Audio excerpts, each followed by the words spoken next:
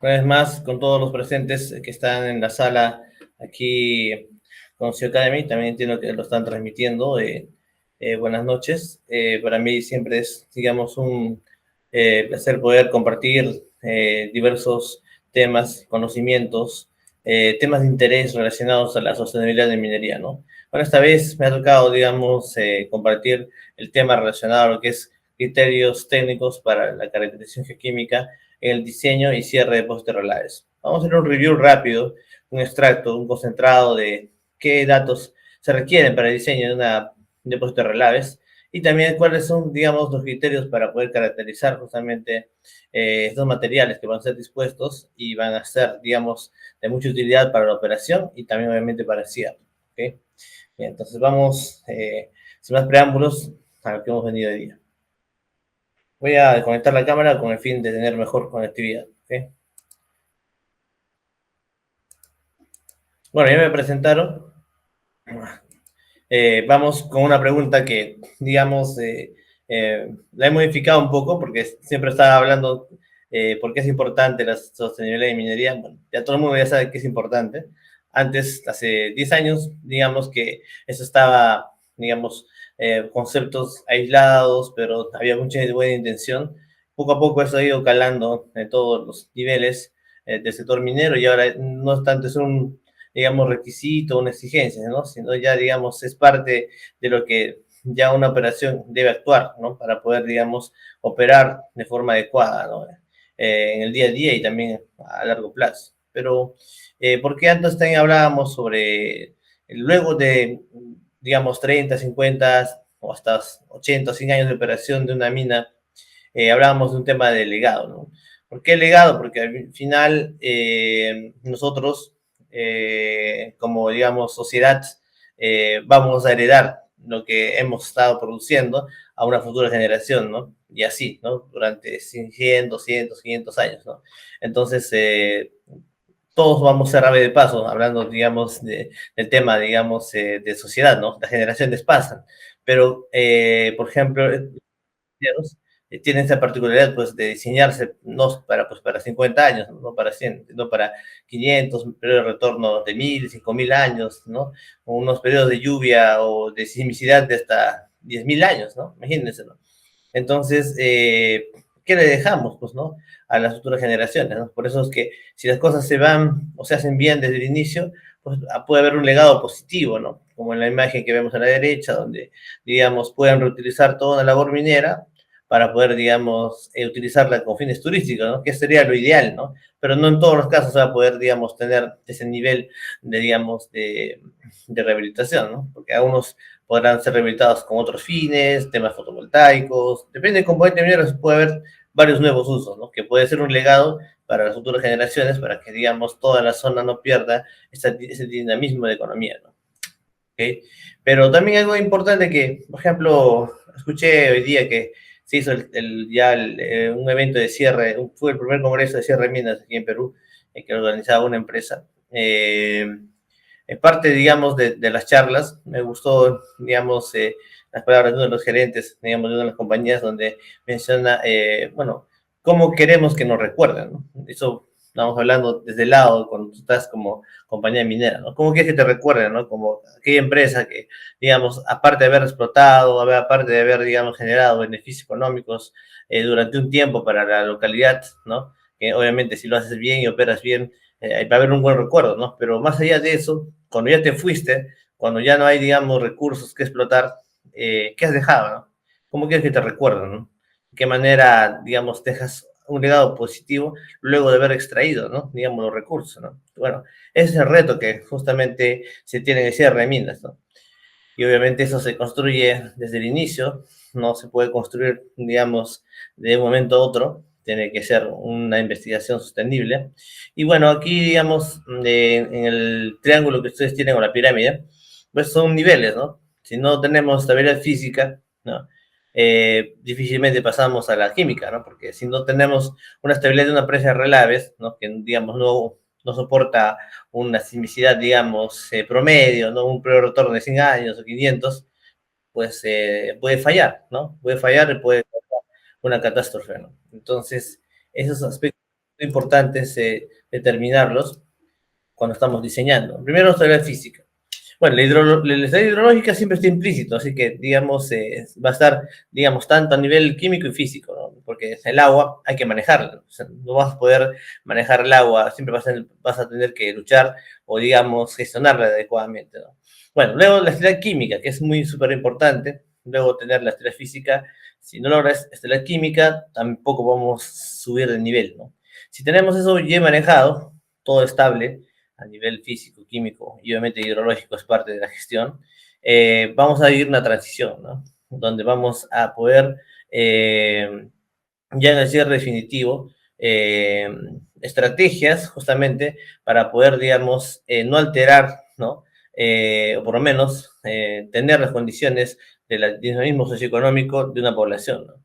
Y quizás si tú tienes la posibilidad de darle un uso, digamos, nuevo al sitio donde se explotó, mucho mejor, ¿no? Y obviamente luego eso se complementa con temas de diversidad y otros temas de desarrollo regional, etcétera, ¿no? Son pasos. Bueno, es un poco como reflexión, ¿ya? Eh, Como ustedes saben, el tema que estamos viendo está relacionado mucho también a qué dice el estándar, digamos, a nivel internacional, lo que cierra, ¿no? Por aquí, entonces, ya que el tema tiene que ver con el tema de relaves, para la redundancia, el ICMM, pues, tiene, digamos, un apartado, digamos, principios y tiene, digamos, diversas directivas en las cuales apuntan justamente a la sostenibilidad, ¿no? Y dentro de la innovación para la sostenibilidad, que eso lo pueden verificar dentro de, digamos, de lo que busca el ICMM, pues tenemos la seguridad, ¿no? Que es parte también del ADN de la minería, ¿no? Tenemos el tema de economía circular, ¿no? Que es muy importante porque a medida que la demanda de metales aumenta a nivel mundial, pues no va a haber la suficiente cantidad de minas para que puedan abastecer esa demanda. Entonces, también un aportante es recircular, ¿no? Digamos, aquellos, digamos, metales que están contenidos en los celulares, o quizás metales que están contenidos en los relaves, que aún tienen un uso, ¿no? Aún tienen valor, ¿no? Y eso. Y bueno, propiamente ya el tema de la gestión de relaves, que está, digamos, desde 2019, cuando hubo esta tragedia en Brasil, se tomó bastante relevancia porque no solamente fue el primer evento, sino hubieron varios eventos anteriores a estos y bueno, se formó, digamos, un equipo especial para formar un estándar, ¿no?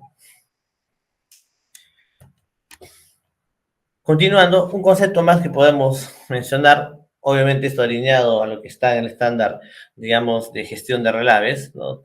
Por el ICMM, que, digamos, el post-cierre es súper importante, ¿no? Porque obviamente ahí vamos a poder nosotros demostrar, ¿no?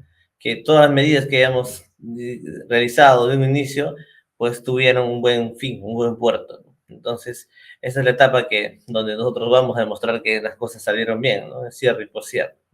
Pero para llegar a eso, todo empieza desde el diseño, ¿no?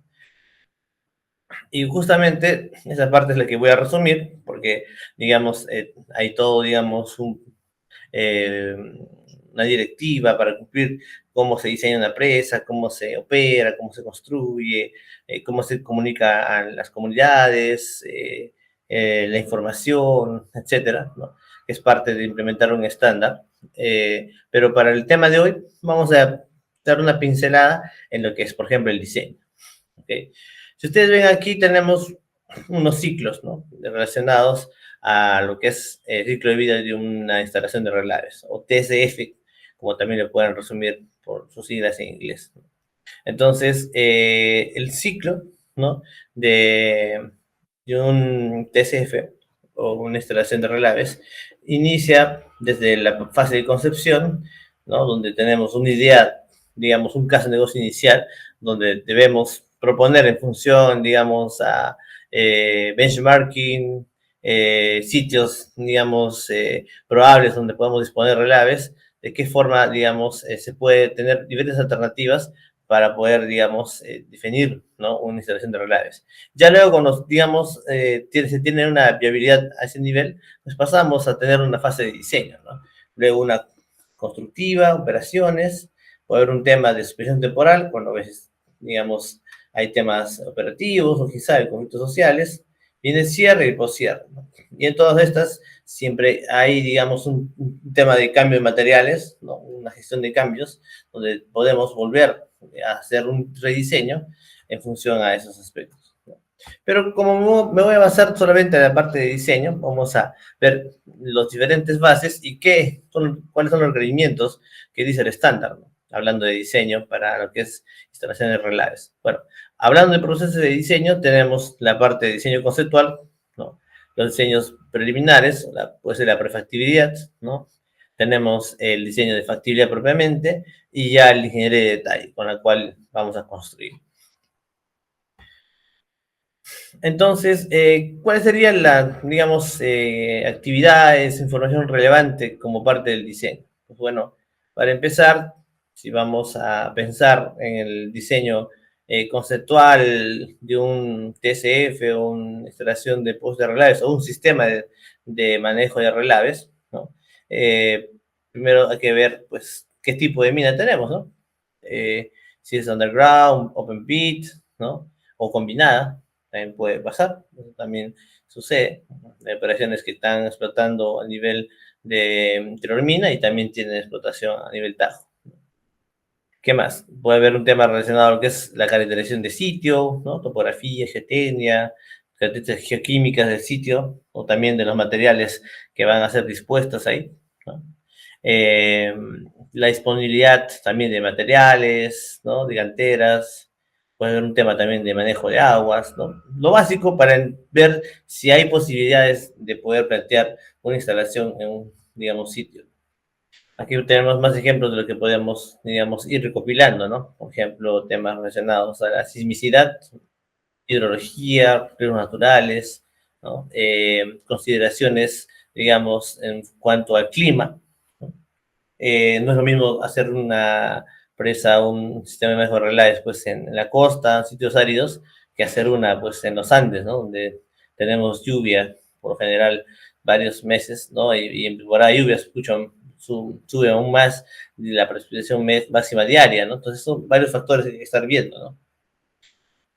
Bueno, vamos a pasar esa parte un poco más, digamos, rápida, pero al fin vamos a explicar lo esencial. En el diseño, lo que vamos viendo es, ok, voy a caracterizar el sitio, voy a definir los objetivos de rendimiento o de operatividad, ¿no? De mi sistema de manejo de relaves, voy a hacer un plan de cierre conceptual, voy a hacer una evaluación de riesgos, ¿no? Entonces, la idea es tener un primer base o de diseño de conocimiento, ¿no? Para poder pasar a otra etapa, ¿no? Si ya tenemos, digamos, eso como mínimo, pues podemos luego ir a la fase constructiva, ¿no? Donde se actualizan justamente la ingeniería final ya en terreno, cuando vamos construyendo, y ahí vienen los clásicos reportes de lo diseñado y construido, vemos si hay una desviación de lo que hemos planteado en la etapa anterior, vamos a actualizar una vez más todos los modelos que se han hecho para la caracterización de sitios y una, digamos, un DBR actualizado, que es una, digamos, una base de conocimientos que debe estar, digamos, disponible para las personas o los actores que están siguiendo la gestión de relaves, ¿no? ¿Quién sigue esto? Los famosos, digamos, EOR, ¿no? Quizás han escuchado, ¿no? Dentro de la gobernanza de relaves se tienen, digamos, unos roles, ¿no? Que uno de ellos es, por ejemplo, el director ejecutivo, ¿no? De una empresa minera, luego viene un ejecutivo responsable de la gestión de relaves, un ingeniero responsable ya de la operación, construcción de relaves, se tiene a un revisor externo, que le llaman pues una revisión independiente, ¿no? ITRB, y tienes al brazo derecho de la responsable de la gestión de relaves de la unidad, que son los famosos EOR o los ingenieros de registro, ¿no? Junto con el equipo de diseño, que ellos nos ayudan justamente a poder detectar estas desviaciones, ¿no? Ya cuando estamos operando, pues vamos a verificar ya los objetivos de rendimiento o de cumplimiento, los KPIs, ¿no? De nuestro depósito de relaves. Verifiquemos si el plan de gestión de riesgos, digamos, está actualizado y si todos los riesgos están bajo control, el plan de cierre ya se actualiza a un nivel mayor, según la normativa peruana. y bueno, vamos a abordar 6 deficiencias para poder retroalimentar, ¿no? Entonces, ¿qué debemos actualizar? El diseño base, verificar los controles del sistema de gestión de relaves, un manual de operación actualizado, que esté de acorde a la realidad operativa, nuestro plan de respuestas, verificamos que está funcionando, actualizamos todos los modelos de caracterización de sitio, como por ejemplo el modelo hidrogeológico, evaluación de riesgos, ¿no? Del grado operativo. A nivel cierre, ¿qué es lo que vamos viendo? Vamos a ver si se ha cumplido también el objetivo de rendimiento desde un inicio, ¿no? Porque obviamente un depósito de relaves se diseña ya pensando a futuro o para siempre, ¿no? Porque esa estructura va a quedar, digamos, ahí emplazada, ¿no? Y tiene que soportar, obviamente, todos los periodos de retorno, de sismicidad, de inundación, ¿no? Según los criterios con los cuales han diseñado, ¿no? Ya vamos a tener un plan de cierre detallado, o sea, una ingeniería de detalle del plan de cierre, y obviamente vamos a tener que abordar eficiencias de la sostenibilidad o la estabilidad del componente a largo plazo. Y vamos a actualizar todos los demás manuales, sistemas, ya pensando en el cierre y poscierre. Es un overview general de los requerimientos que puedo ver de fase a fase. Cuando estamos en el poscierre, pues bueno, también verificamos los objetivos de rendimiento. Solo que, a ver, cuando está hablando de objetivos de rendimiento, cuando estamos en una fase operativa, también hay objetivos que cumplir, ¿no?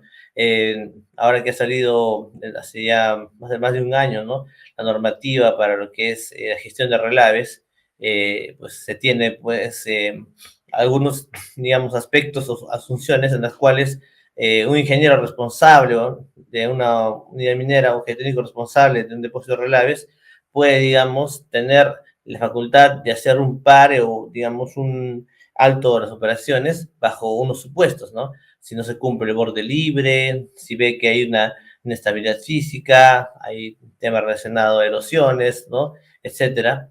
Y puede ir, digamos, está facultado para poder, digamos, parar la operación hasta, digamos, recuperar, digamos, las condiciones de estabilidad, ¿no? Entonces, los objetivos de rendimiento están ligados a eso, ¿no? Por ejemplo, ¿cuál es el borde libre? Pues no debe pasar de 2 metros. ¿Cuánto es la cantidad, digamos, de relaves que se puede disponer por día, por hora, ¿no? Vamos viendo los indicadores, ¿no? Que no estamos acumulando más de lo debido, porque también nuestra presa de relaves se puede llenar tan rápido, ¿no? O sea, que el diseño seguramente no ha sido el adecuado, ¿no? Y así varios factores que tú, digamos, en el diseño base, estableces cuáles son los objetivos por los cuales tú consideras que tu depósito de relaves está operando de forma eficiente y segura. Si hablamos ya para que lo entendamos más rápido, pues bueno, cuando tú contratas una casa de ingeniería, tienes que pedir diversos estudios, ¿no? Yo me voy a concentrar obviamente en la parte de evaluación geoquímica, pero voy a hacer un overview de todo para que, digamos, ustedes puedan ver en qué parte vamos a ver la parte geoquímica, ¿no? Para empezar, debemos tener claros los criterios de diseño con el cual estamos diseñando esta presa, ¿no? A nivel general, por ejemplo, un criterio de diseño para un tema de movimiento de tierras, uso de canteras, manejo del agua, ¿no? General, ya podemos tener criterios de diseño de proceso, geotécnico, o criterios de diseño de cierre, ¿no? Podemos tener ya los diseños de ingeniería, por ejemplo, de qué manera estamos haciendo el balance de aguas de todo, digamos, el depósito, la instrumentación geotécnica, el tema de canteras, cómo manejamos los depósitos materiales que se van a obtener cuando estamos construyendo la presa, cuando estamos excavando, dónde los llevamos, ¿no? Todos los aspectos los vamos, digamos, cubriendo, ¿no? Pero como ustedes saben, ¿por qué se diseña un depósito de relaves? Porque necesitamos atender a los, digamos, residuos que genera una planta metalúrgica, en este caso se llaman relaves, ¿no? Pero esa cantidad de relaves está supeditado a la cantidad de mineral que se procesa por día, ¿no? Si yo sé cuánto mineral se procesa por día y cuánto de eso recupero, pues la resta simple de esto será justamente los relaves. Y esa cantidad de relaves se tiene que luego transformar, pues, ¿no? En cuánta cantidad de relaves se tienen en metros cúbicos que depositar, digamos, en un depósito que se tiene que haber diseñado previamente, ¿no? Entonces, para eso, pues, tienes que tener, digamos, algunos datos, como que estoy viendo acá, por ejemplo, ¿no? Se hacen pruebas de radiología, ¿no? La producción máxima diaria, etcétera. ¿Qué más? Tener claro cómo funciona este sistema, cuál es, digamos, el flowsheet, ¿no? Aquí tenemos un ejemplo gráfico de lo que puede ser un diagrama de flujo de proceso, o PFD que le llaman. vas definiendo los criterios de diseños geotécnicos, como ya mencionaba, esto el equipo, digamos, de diseño lo va a definir junto con digamos, el operador, ¿no? Conclusión, tenemos un diseño de teoría física, donde los cuales tenemos nuestros umbrales de alerta para poder decir que el depósito está seguro, ¿no? En función a cuánto vamos operando, ¿no? Año a año, según cómo va creciendo nuestro depósito de relaves, ¿no? Pero yo me voy a centrar a la parte geoquímica, ¿no? Y esto vamos a entrar ahora en mayor profundidad cuando estamos viendo los aspectos clave de los conceptos geoquímicos, que ahora lo voy a mostrar. Pero hablando o haciendo, digamos, un adelanto de ello, no solamente estamos viendo los, digamos, los criterios de estabilidad o los modos de falla físicos, ¿no? Que puede tener la presa de relaves, sino también en la parte geoquímica es mucho importante saber en qué momento podríamos tener un problema, ¿no? Entonces, como estos depósitos se diseñan, obviamente, para, como les menciono, para largos periodos de retorno, o para siempre, ya si queremos llamarlo así, entonces debemos saber si estos materiales que disponemos y utilizamos para hacer el depósito de relaves no van a generar algún tipo de alteración geoquímica, ¿no? Entonces aquí hacen diversas pruebas geoquímicas que ahora vamos a ver, se modelan, ¿no? En un software para poder simular si la calidad de agua, ¿no? Que va, digamos, a surgir luego de que la lluvia, digamos, pase por todo el depósito o entre en contacto con el material de canteras que hemos dispuesto, van a ir por sus drenes y cuál será esa calidad de agua. Esa es justamente la que vamos a definir mediante un modelo de estabilidad geoquímica, ¿no? ¿Y para qué es importante eso? Porque también vamos a ver si toda esa agua puede ser recuperada y puede ser reutilizada en el proceso meteorológico. ¿Pero cuánta agua será eso? Pues bueno, para eso hacemos un balance de agua, para ver en qué años, perdón, en qué meses vamos a tener mayor disponibilidad y en otras menor disponibilidad, con el fin justamente de ver si podemos utilizar toda la cantidad de agua que estamos generando en el depósito de relaves. Pero no basta con la cantidad, por eso es importante también la parte geoquímica, porque necesitamos saber tanto la cantidad como la calidad. ¿Y la calidad en qué puede afectar, digamos, la operación minera? Fácil, si le van a utilizar otra vez al circuito metalúrgico, si el agua tiene muchos sulfatos o iones, etcétera, quizás afecte a la recuperación, ¿no? Metalúrgica. Por lo tanto, vamos a tener una mala operación. Entonces, si es que eso no sucede y se demuestra que, francamente, el agua recuperada no tiene, digamos, mucha relevancia en el proceso, pues lo utilizaremos de forma continua, directa, ¿no? Pero si se sabe que el agua de lo que se forma en el pond, ¿no? De un depósito de relaves, si tiene, digamos, una cantidad excesiva, pues no sé, de algunos iones disueltos, etcétera. Entonces, si ocasiona problemas en la operación, habrá que hacer un pretratamiento, ¿no? Bueno, justamente por eso todo eso se diseña. Y porque también nosotros nos enfocamos en poder hacer todos estos estudios, porque la autoridad no nos pide, ¿no? En diversos instrumentos ambientales nos van a pedir un tema de caracterización geoquímica, ¿no? Y ver un tema de cierre.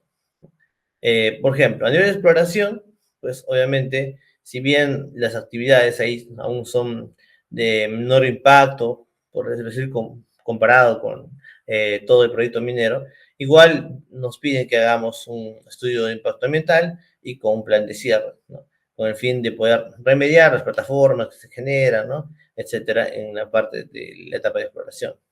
Pero cuando estamos en factibilidad, nos piden un estudio de impacto ambiental detallado, donde nos piden estudios geoquímicos detallados y un plan de cierre conceptual. Ya cuando estamos operando, también vamos a necesitar actualizar nuestro plan de cierre cada 5 años, ¿no? Donde vamos a tener que demostrarle con ensayos, digamos, recientes que nuestro depósito está operando adecuadamente y el cierre también va a ser, digamos, manejado de la misma manera, ¿no? Ya cuando estamos en la parte final, pues van a pedirnos un plan de cierre detallado, ¿no? Antes de poder proceder con el cierre de minas definitivo, ¿no? En paralelo, pues también la norma relacionada a lo que es suelos, digamos, identificación de sitios impactados, ¿no?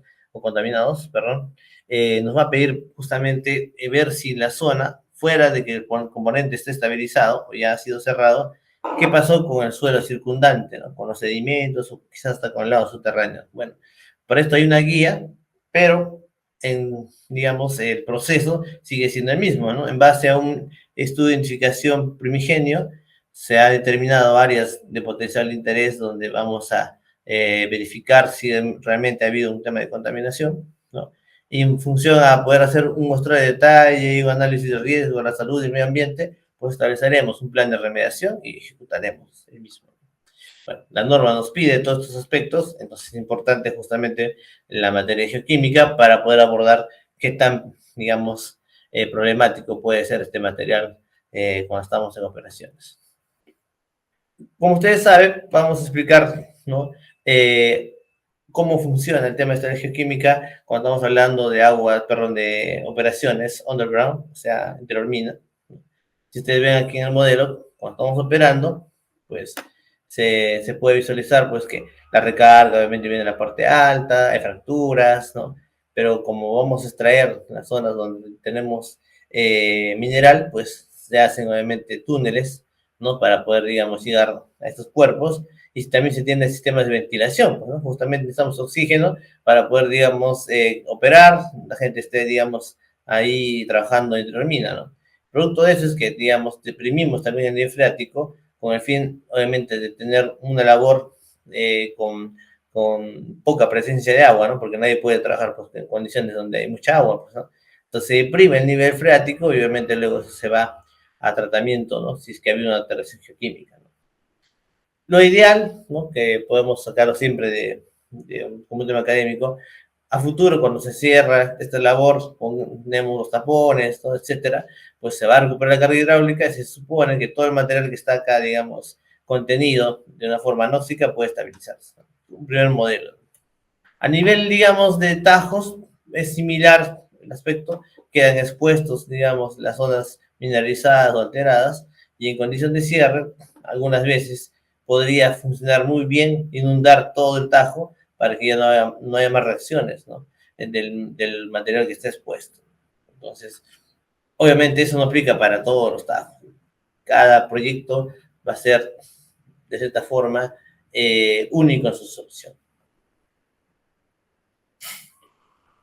Bien, aquí vamos a mostrar rápido unos criterios para justamente caracterizar la estabilidad química en componentes mineros, ¿no?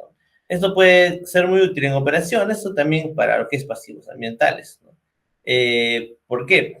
A veces cuando tenemos poca información es importante ordenar adecuadamente nuestro método de investigación para poder tener, digamos, una hipótesis de cómo están sucediendo las cosas o se está generando probablemente un riesgo de contaminación, ¿no? Obviamente, primero es un mapeo geoquímico, luego vamos a hacer la extracción de muestras, ¿no? Va a ser un diseño, luego le llevamos al laboratorio y hacemos un análisis conceptual de las alternativas. Dependiendo de eso, algunos componentes pues pasarán a poder diseñarse un sistema de tratamiento, ¿no? El cual puede ser, digamos, desarrollado a nivel piloto, ¿no? Tanto en laboratorio como también in situ, como ven en las fotos, ¿no? Y a ejecutar la medida de estabilidad, ¿no? Geoquímica parte de. Al final esto es un trabajo que no solamente está de forma aislada, digamos, interactuando el equipo ambiental de la parte geoquímica, sino también debería estar conversando con los demás, digamos, aspectos de cierre que, digamos, se ven cuando vamos a implementar estos proyectos. Aquí hago unas fotos de cómo se hace un mapeo y bueno, vamos a entender un poco cuál es el proceso de generación de aguas de mina, ¿no?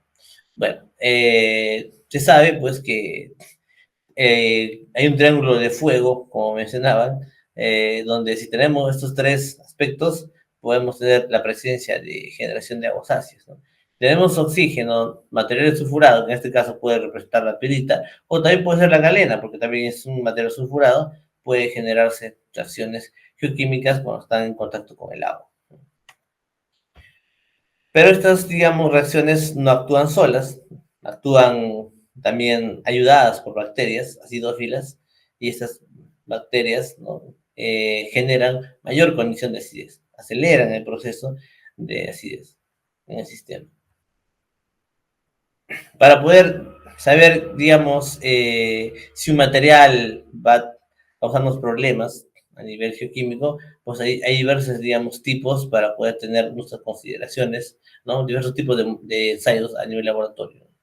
Como ven aquí tenemos los clásicos ICP, ¿no? El tema de fluorescencia rayos X, ¿no? El análisis mineralógico, ¿no? Por ese tipo de metodologías. También tenemos el tema de, por ejemplo, predicción de contaminantes con pruebas cinéticas, que eso lo voy a explicar más adelante, ¿no? Que nos van a servir justamente para poder caracterizar adecuadamente. También los muestreos de agua nos importan mucho. ¿Por qué? Porque si un efluente llega a un cuerpo, ¿no? Y, digamos, lo está impactando, vamos a tener que verificar, ¿no? ¿Qué tanto es esa afectación hacia el cuerpo receptor debido a que tenemos un efluente sin control? Bueno, ¿qué nos importa de estos análisis de agua? Para empezar, los parámetros de campo son de campo y solamente los vamos a poder determinar adecuadamente cuando estamos en campo, ¿no? No va a servir mucho si lo hacemos en laboratorio, ¿no? ¿Ok? Los demás aspectos sí pueden darse a nivel de campo, como por ejemplo el tema de lo que es ensayos por metales pesados, ¿no? En este caso puede ser pues el plomo, ¿no? El cobre, arsénico, etcétera, ¿no? Son contaminantes en el agua. Bien, ahora acá vamos al enfoque de la caracterización geoquímica. Eh, lo que estaba mostrando hace un momento como metodología, como les mencionaba, está ligado, pues cuando tenemos un componente que está en operaciones, ¿no? O que está ya, digamos, en proceso, digamos, como un tipo pasivo, ¿no? Cuando no hay información, ¿no? También nos ayuda mucho. Pero cuando no existe el componente, o sea, no existe la revera, estamos haciendo nuestro estudio de impacto ambiental recién, ¿de qué manera yo puedo obtener la caracterización geoquímica, ¿no? De todo ese, digamos, futuro componente, si todavía no lo han construido. Bueno, entonces, para ello, pues tenemos que entender que hay diversas pruebas que nos van a ayudar a entender de qué tan peligroso es un material, ¿no? De este tipo, sea cantera, sea la relavera misma, etcétera. Entonces, uno puede caracterizar geoquímicamente estos materiales que van a entrar como parte de la construcción, ¿no? Hay dos tipos de ensayos, los estáticos, ¿no? Que son, digamos, ensayos directos, nos van a dar qué tan, digamos, potencial generador de CSS, nos va a dar una vista rápida de cuánta piedrita tienen, digamos, en la muestra, ¿no? Que sea representativa, o también nos puede dar qué tan rápido se moviliza o se lixivia un metal, ¿no? Cuando está en contacto con el agua, ¿no? Las pruebas cinéticas, ¿no? Que digamos son pruebas complementarias, nos ayudan a entender qué pasará a futuro, ¿no? Si un mineral es expuesto a condiciones oxidantes, ¿no? Etcétera, ¿no? Y para eso pues podemos hacer pruebas a nivel laboratorio, que son las famosas celdas húmedas, o pruebas in situ, que pueden ser ya en la operación, donde pueden ser en columnas, test tipo barril, ¿no? O pruebas pilotos, si quieren ver el tema de remediación como tal, ¿no? Pero bueno, eso es lo que vamos a utilizar como batería de ensayos. Ahora, el tema es el siguiente. ¿De qué manera yo voy a, digamos, a proyectar esto cuando aún no existe el componente? La única forma de caracterizar relaves cuando aún no se entiende el componente es mediante pruebas piloto, ¿no? Pero para eso debemos también diseñar y sea, digamos, útil y esté alineado a la geometalurgia, ¿no? Del proyecto minero, ¿no? Como ustedes saben, pues los yacimientos mineros pueden ser diversos en su génesis y en su geología de explotación económica, ¿no? Entonces pueden tener más sulfuros, más óxidos, más sales, ¿no? Etcétera. Y eso hace que sus características químicas varíen, ¿no? Entonces, seguramente, cuando hacen los modelos geometalúrgicos, van a hacer diversas pruebas para ver cuál es la mejor opción para recuperar el metal, ¿no? Entonces, esa mejor opción es la que nosotros vamos a tomar también para nuestro depósito de relaves, ¿no? Y tenemos que asegurarnos que esa prueba sea representativa, ¿ya? Entonces se diseña el modelo de bloque, ¿no? Para, digamos, para la explotación de la mina, lo alineamos nosotros para nuestra generación de residuos, ¿no? Masivos, lo relacionamos también con los postes de desmontes, ¿ya? Y bueno, en función de eso hacemos las pruebas piloto, como le mencionaba, y hacemos los ensayos tanto estáticos y cinéticos, ¿no? Para justamente tener mejor entendimiento. No se preocupe, igual vamos a hacer un ejemplo de esto, cómo se aplica. Bueno, Cuando hablan de geoquímica, normalmente han escuchado, pues, ¿no? Eh, ¿Es PAJ o no PAJ, no? O es, eh, también he escuchado, ¿es dar o no dar, no? Sí, varios términos que he escuchado ahí en el día a día, ¿no? De las operaciones o estudios, ¿no? Bueno, cuando hablan de PAJ, están hablando, pues, de un potencial generador de acidez, ¿no? Cuando hablan de dar, pues igual, drenaje ácido de roca, ¿no? O DAM, ¿no? Dejo ácido de mina, etcétera, ¿no? Ok, vamos a quedarnos con el término pagos, ¿no? Ya, entonces, bueno, no solamente, digamos, hay un tipo de ensayo para poder clasificar estos materiales, ¿no? El más común son las pruebas ABA, ¿no? Que nos van a dar justamente el potencial, digamos, de neutralización neta que puede tener un material, ¿no?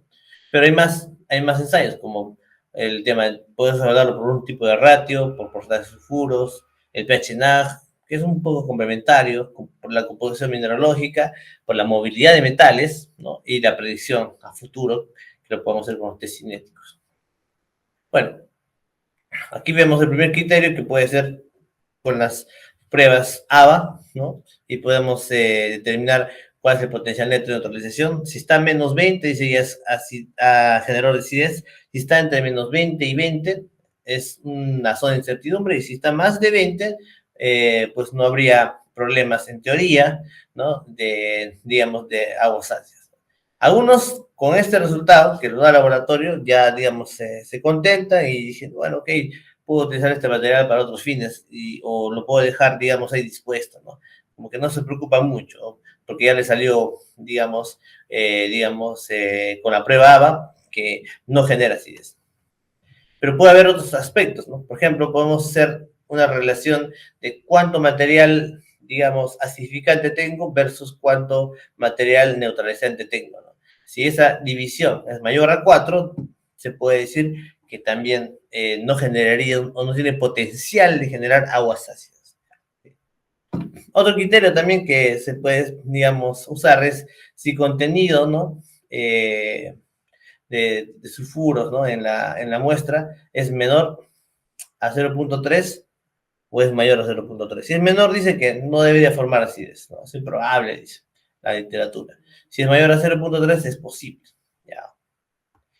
¿Qué más? Tenemos el clásico pH NAG, ¿no? Donde si, digamos, la prueba nos da mayor a 4.5, dices baja su generación de acidez, y si es menor a 4.5, sí tiene esa probabilidad de generar alta acidez.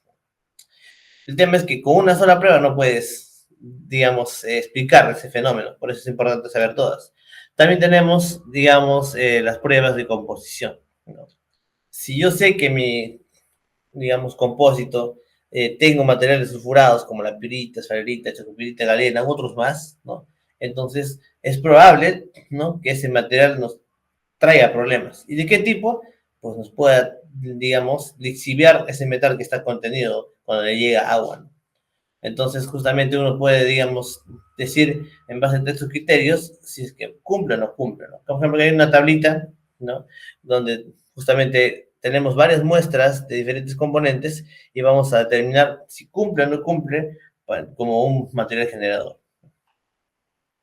Ahora vamos a ver un caso, digamos, completo, ¿ya? De toda la caracterización geoquímica, ya cuando estamos en operaciones. Este es, digamos, un, un, un, una foto de una planta de generación de relaves filtrados, ¿no? ¿Ya? Y vamos a justamente caracterizar no solamente los relaves que están filtrados, sino también las canteras. Como estamos en operaciones, ¿ya? Lo importante es tener representatividad, ¿no? Si ustedes ya han coordinado con el cliente o digamos la mina, si tú eres consultor, ¿no? Que en tal semana vamos a explotar de tal punto, donde tal digamos, ore body, ¿no? En otra semana vamos a ir en otro sector que es más oxidado, la otra semana vamos a sacar de un sector más calcáreo, y la otra semana vamos a hacer de todo, vamos a meter en la planta, ¿no? Si uno puede saber cuál es la programación y eso es representativo, digamos, en el desempeño de la explotación minera, va a ser una muestra representativa, ¿no? Entonces, no basta con solamente ir a la pila y sacar una muestra, traerte 10 kilos y dice, bueno, ya me trae bastante material, no es suficiente, es importante plantear un buen diseño de muestreo. En este caso, se ha hecho un planteamiento de un mes. Luego se hacen, digamos, las pruebas de composición, que es lo que usted le estaba mencionando, que se hace en las pruebas mineralógicas, ¿no? Bueno, acá, en este caso que estamos analizando, se ve que la pirita tiene del 5 al 14%, ¿no? O sea, parece que puede generar potencialidad de acidez. Pero luego que se hicieron las pruebas, se ven que todos están, digamos, mayor a 20. O sea, que, digamos, al parecer, en ninguna de las semanas se ha comportado como un material que es, digamos, generador de acidez. O sea, no. Está más de 20, quiere decir que el material tiene la suficiente cantidad de material neutralizante para no considerarse como un posible problema. Pero lo que sí se ve, ¿no? Si ustedes están viendo el gráfico, que en la semana 1 es lo que más se tiene problemas, al parecer casi llegan a un rango incierto, ¿no? En cambio, la semana 3 es donde más se alejan de la zona de generación de acidez, ¿no? Eso es por un tipo de prueba. Pero si vamos a la relación, ¿no? Del potencial de neutralización versus justamente digamos, el de neutralización, ese PN entre PA, ¿no? La mayoría queda incierto, ¿no? Entonces ahí tenemos un problema quizás que puede ser resuelto cuando hacemos análisis a largo plazo. Se hicieron pruebas cortas, ¿no? Pruebas cortas de lixiviación para ver si se genera alguna lixiviación de algún metal. Y como vemos aquí, mmm, por lo menos en pH está bien, ¿no? Conductividades también están por debajo de 1000 y sulfatos también están, digamos, controlados, no son altos, ¿no? Pero cuando hicimos pruebas de tipo de lixiviación corta, el único metal que se estaba movilizando era el manganeso, ¿no? O sea, si ustedes lo juzgaran por solamente la prueba de que es ABA, que es la más usada, pues diríamos que es un material que no genera acidez. Y es cierto, según todas las pruebas que se han hecho, no genera acidez. Pero, como también vamos a ver qué tanto o qué metales se pueden lixiviar al contacto con el agua, pues se hicieron pruebas cortas y vimos que no había ninguna desviación, estaban por debajo de 0.2 y los demás metales todos estaban, digamos, dentro del rango. Solo el manganeso se estaba como que movilizando de semana a semana, ¿no? Eso nos dio a pensar que algo está pasando. Hicimos una prueba de extracto NAG y vimos que sí, el manganeso en unas semanas podía, digamos, lixiviarse, ¿no? Más allá de los 0.2 que digamos, el ECA, ¿no? Que se puede dar como una referencia. Luego analizamos canteras, ¿no? Y si ustedes ven aquí mis canteras de morrenas, de enrocado, de material drenante, ¿no? Me ha salido que una de las morrenas es, digamos, generadora de acidez, PAG, ¿no? Según las pruebas. ¿No? Se ven acá, nos sale, digamos, menos 53, ¿no? O sea, una cantera es más generadora de acidez que el mismo relave. Pues bueno, así es lo que nos está saliendo, ¿no?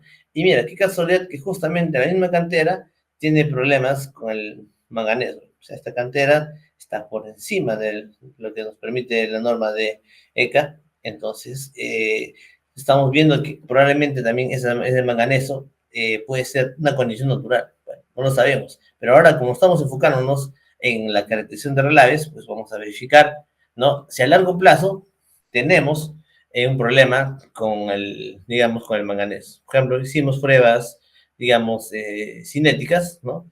Durante 21 semanas, y como ustedes ven ahí, empezó, digamos, a movilizarse el manganeso en todas las semanas, ¿no? Y bueno, el principal aspecto es que ya en la semana 15 como que se estabilizaba, pero estaba por encima de 0.2, ¿no?